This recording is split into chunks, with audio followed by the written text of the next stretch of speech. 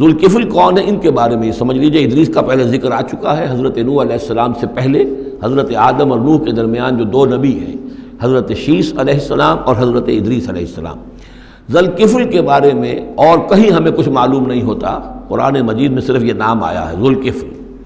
لیکن یہ کہاں تھے،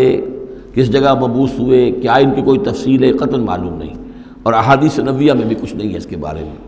لیکن اس دور میں خیال پیش کیا ہے، اور یہ ان کا میں پہلے بھی تذکرہ کر چکا ہوں سورہ کہف کے ضمن میں، مولانا مناظر حسن گیلانی رحمۃ اللہ علیہ کا یہ خیال ہے کہ اس سے مراد ہیں گوتم بدھ۔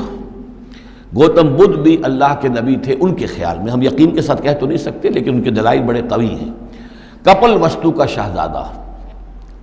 کپل سے کفل جو ہے پے عربی زبان میں ہے نہیں اور وہ فے بن جاتی ہے، کفل والا، کپل وستو کا شہزادہ، سدھارتھا بدھا، گوتما بدھا، یہ جو ہے یہ بہرحال ان کے نام سے آج جو کچھ دنیا میں لوگ جو عقائد گھڑ لیے ہیں ان کا ہو سکتا ہے، جیسے حضرت مسیح علیہ السلام کے بارے میں جو چیزیں گھڑ لی گئی ہیں، ظاہر بات ہے حضرت مسیح کی تو وہ تعلیمات نہیں تھی، اس لیے ہم نہیں کہہ سکتے کہ ان کی اصل تعلیمات واقعتاً وہی ہوں کہ جو اللہ کے نبیوں کی ہوتی ہیں، لیکن مجھے بھی اس کے اندر وزن معلوم ہوتا ہے اس دلیل کے اندر۔